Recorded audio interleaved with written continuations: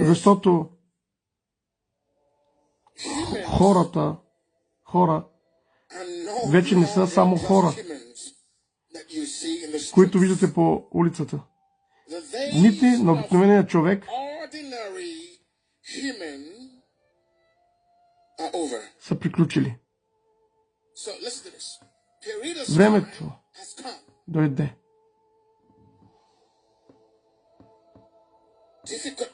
Дойдоха трудни времена.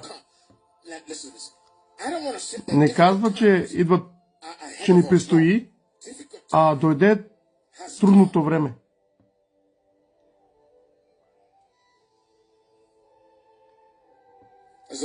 Има само един начин.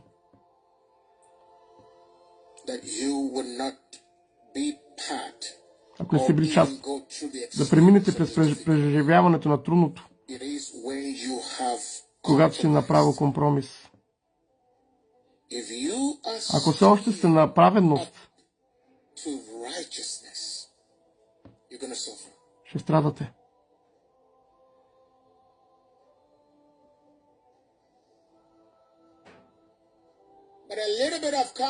Но малко компромис, малко от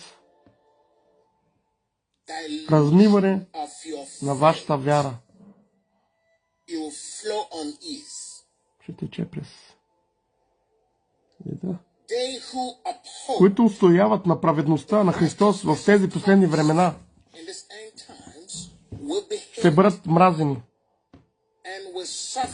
Ще претърпяват тежки преследвания заради праведността, казва Господ. Но това страдание е само за един сезон. Не трябва да се притесняваме от тези страдания, казва Господ. Защото предстои голямо количество мощни награди на славата, казва Господ.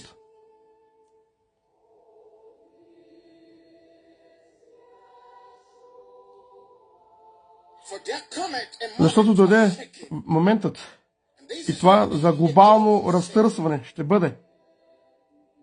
Но Господ казва, не бой се, защото имам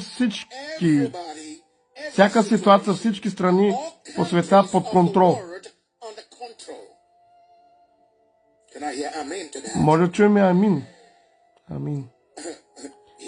Ето какво казва Господ. Идва скръб. 3 години и половина скръб върху света.